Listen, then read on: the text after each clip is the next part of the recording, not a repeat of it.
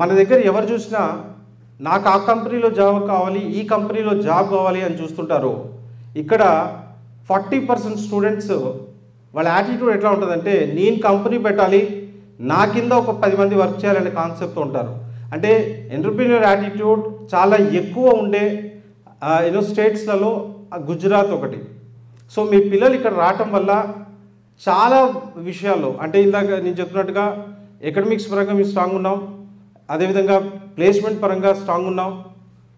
At the same time ఇండివిజువల్గా వాళ్ళు ఏమైనా ప్రాజెక్ట్స్ చేస్తామంటే రీసెర్చ్ ఓరియంటెడ్గా మన ఇండియాలో టాప్ ఇన్స్టిట్యూషన్లో మార్వాడి ఒకటి, right. At the same time పేటెంట్స్కి అప్లై చేసిన దాంట్లో ఇండియాలో టాప్లో మార్వాడి ఒకటి.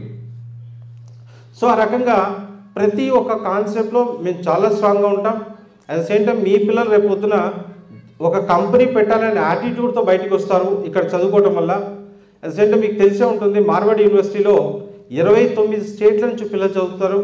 అదేవిధంగా 54 కంట్రీస్ నుంచి ఇక్కడ పిల్లలు చదువుతుంటారు. సో ఇక్కడ ఒక రకంగా చెప్పాలంటే మార్వాడి యూనివర్సిటీ అనేది ఇట్స్ ఏ మినీ వరల్డ్ అని చెప్పొచ్చు మీకు.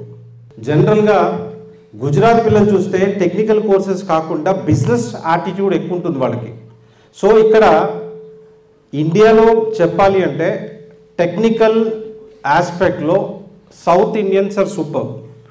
అందుకే మార్వాడి యూనివర్సిటీ సౌత్ ఇండియా మీద టెక్నికల్ ఎడ్యుకేషన్ మీద కాన్సన్ట్రేట్ చేసింది.